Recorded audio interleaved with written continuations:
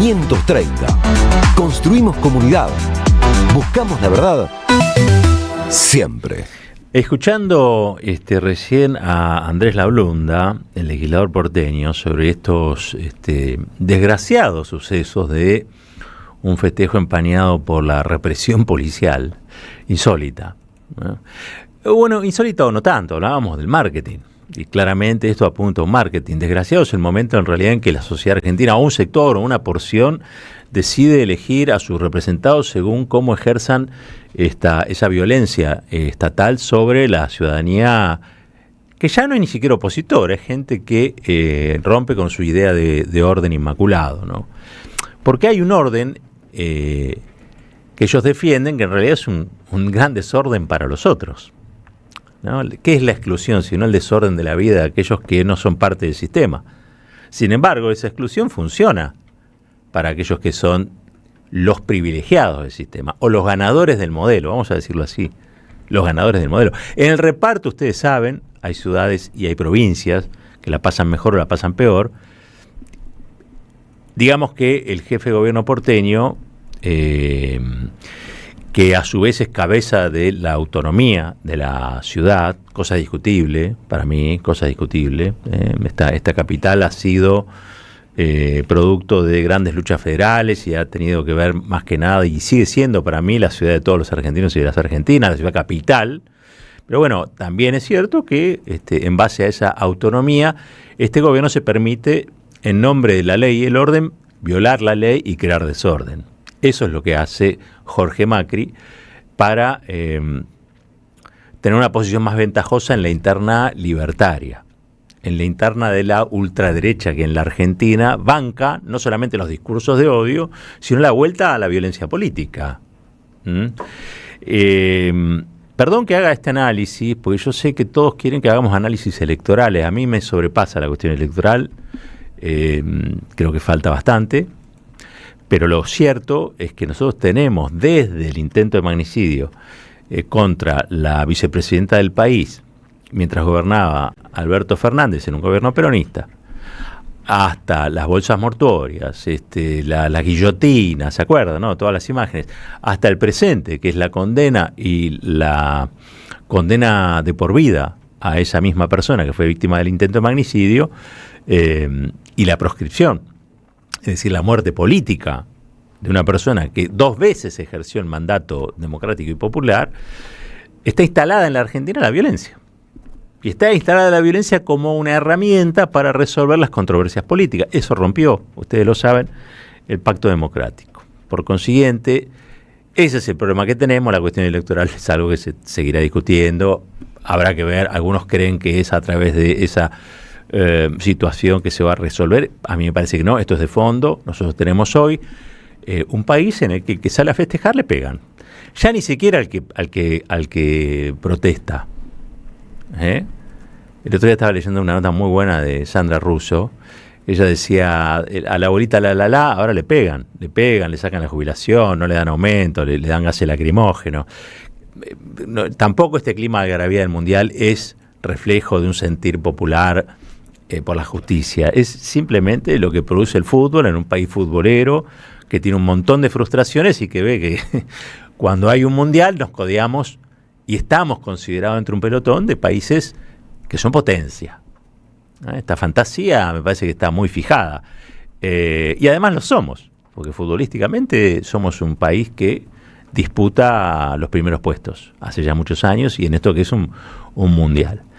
Pero no necesariamente eso se refleja en un sentir nacional que incorpore una mirada de lo que sería el orden y la justicia, sino que también este puede ser el país más futbolero y salimos a la calle y nos abrazamos todos con todos, pero también es un país muy desigual, donde hay una realidad que es la que viven la mayoría de los comerciantes, la mayoría de los que tienen una pequeña y mediana empresa, a los que se les hace cada vez más cuesta arriba pagar las cosas que hay que pagar para producir en la Argentina. Pero por el otro lado hay un grupo de privilegiados que va a ver, no un partido del Mundial, todos los partidos del Mundial. Y uno dice, la verdad que tenés que tener bastante fortuna y ser, en el marco de este proceso económico que muchos argentinos de trabajo padecen, bueno, sos un privilegiado. Y este contraste habla de un desequilibrio, el desequilibrio social. García Cuerva habló del desequilibrio social, también Máximo Kirchner alguna vez habló del desequilibrio social, hace poquito. Yo estuve leyendo casualmente este fin de semana un libro de Pablo Gerchunov, historiador, economista, radical, macrista, pero siempre muy interesante. Yo creo que es una persona muy inteligente que falla cuando saca las conclusiones, pero cuando describe las cuestiones esenciales de por qué en la Argentina se entraron los desequilibrios, o entró a desequilibrarse, apunta, por ejemplo, a un episodio que es el peronismo. Y dice, bueno, el peronismo con sus más, con sus menos, fue una de las herramientas de equilibrio social que tuvo la Argentina. Y escuchando a la diputada Santillán, que planteaba que Perón fue el que estatizó el Banco Central y a partir de ahí fue inflación y pura inflación, es increíble, ¿no? Porque hay que decir que el Banco Central antes estaba manejado por los ingleses. En la previa del partido me parece justo recordarlo. Estaba manejado por los ingleses. Lo que hizo Perón fue nacionalizarlo, ponerlo al servicio de los argentinos y las argentinas. Y gracias a sus políticas, en ese primer peronismo, los desequilibrios sociales desaparecieron, o por lo menos no fueron tan terribles como en la década infame o en la década anterior. Por lo tanto, a mí me parece que la cuestión de la ley y el orden en la Argentina depende de quién la plantee. Si hay desorden es porque se incumple la ley. Por ejemplo, hace un año, la ley de discapacidad. Hace un año se votó, se sancionó, y sin embargo, todavía el sector de las múltiples discapacidades, todavía el sector padece ya no la incomprensión de este gobierno, sino el desorden que produce este gobierno. A gente que tiene, por cosas de la vida, digamos, una demanda y una exigencia, y que en líneas generales busca un orden. Bueno, le desordenan la vida. Le desordenan la vida. Es una decisión política, es una política. Es como pegarle a lo que celebran. Es una decisión política. No es un exceso. Es una decisión política. Agarrársela o con los más débiles o los que están contentos, porque está prohibida la alegría en la Argentina. Está contenida a ciertas cosas, pero hay otras que no se pueden o no están permitidas. Por ejemplo, la alegría de festejar el 9 de julio. Se festeja el 4 de julio. La joda es el 4 de julio. El 9 de julio pasa como si pasara un tren. Y ya está. No hay convocatorias a festejos, no se celebra la patria, no se recuerda quiénes son nuestros padres fundadores. Ya ni siquiera sabemos por qué hubo independencia y de qué nos independizamos. Miren ustedes qué importante, ¿no? Y cierro con esto porque hablando de la ley y el desorden y cómo esto tiene, según donde te pares en la vida, distintas acepciones, como casi ocurre siempre, digamos, ¿no? No hay una ley y un orden. Hay leyes que se cumplen y leyes que no, y hay órdenes que son más justos y otros órdenes que son injustos. Por lo tanto, no hay una ley y un orden, como dice Jorge Macri. Hay una ley y un orden para Jorge Macri, que como sabemos es muy injusta, es ilegal y desordena a muchos otros que no son Jorge Macri o los que lo votan o las que lo votan. Yo cada vez estoy más convencido de que alguna cuota de responsabilidad están también en los votantes, no solamente en los factores de poder. Sí, los factores de poder joden muchísimo porque son los que definen la cancha, ¿sí? Pero también tenemos una sociedad que a veces de manera párvula y a veces de manera indecente colabora con esta violencia, colabora con la vuelta a la violencia política, colabora con estos niveles de violencia que se descargan sobre los más débiles, colabora, ¿no? Porque uno no se puede hacer el sonso con esas cosas. Si no, pareciera que los malos están en un lugar que son 20 manzanas de la City y no, ahí están muchos que son muy jodidos, porque aparte destrozan la economía y cuando destrozan la economía destrozan a las personas. Pero también hay convalidantes, ¿no? Hay algunos que levantan la manito para convalidar esas cosas.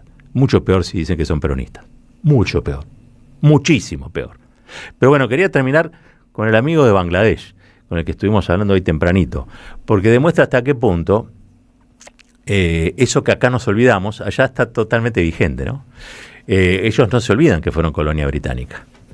Y ven en Maradona como ahora ven en Messi, una reivindicación, una justicia poética, porque hubo un equipo de fútbol que batió nada más y nada menos que a sus colonizadores, ¿no? Mientras acá se celebra el 4 de julio para los nuevos colonizadores, para que se sientan como en casa o para que se sientan como en su colonia, al fin de cuentas de eso se trata, me parece que el amigo bengalí nos trae a la memoria algo que es fundamental, ¿no? Podemos perder una ley, podemos entrar en una especie de desorden, que quizás sea momentáneo, quizás en algún momento reaccionemos y haya otro tipo de gobierno más defensor de los intereses de la gente, de la nación y de su pueblo. Todo eso puede pasar, por supuesto lo tenemos que gestar. Ahora hay una cosa que no tenemos que perder nunca, y mucho menos cuando gobierna la ultraderecha, que es la memoria. Es la memoria. En el medio de nuestro festejo por la selección, y si mañana obviamente va a ser tema excluyente si la Argentina pasa a la final, y si no pasa a la final también va a ser tema excluyente, todo esto en algún momento va a pasar. Y probablemente nos acordemos de algunas cosas. Pero lo que no nos tenemos que olvidar es de aquello que de algún modo nos constituye como sociedad. Y yo creo que a veces pareciera que en búsqueda de una nueva ley y un desorden nos hundimos en este desorden y en la ilegalidad, porque no financiar a las universidades, no financiar a los sectores de la discapacidad, no financiar la vida de los jubilados, no financiar el sistema previsional y todo para sacrificar en el altar del Fondo Monetario Internacional, bueno, habla de muchas cosas, pero esencialmente de nuestra falta de memoria. 21 minutos pasaron de las 9.